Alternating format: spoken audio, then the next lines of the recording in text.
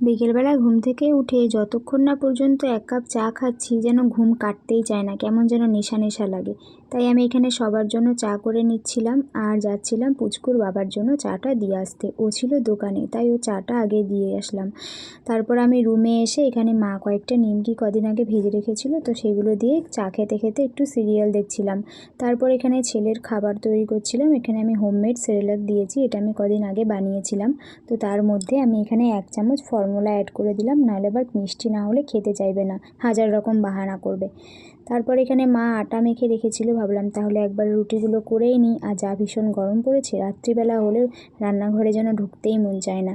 আর রুটি করতে গেলে তো গ্যাসের সামনে দাঁড়িয়েই থাকতে হয়, তাই ভাবলাম আগে রুটিটা করে নিই, তরকারি যাই হোক কিছু একটা করে নেব রাত্রিবেলাতে। তাই রুটিগুলোই আগে করে নিলাম। আর তরকারি করতে গেলে অতক্ষণ তো আর গ্যাসের সামনে দাঁড়িয়ে থাকতে হয় না, তাই তরকারিটা পরে করব, আগে রুটিটা করে নিলাম।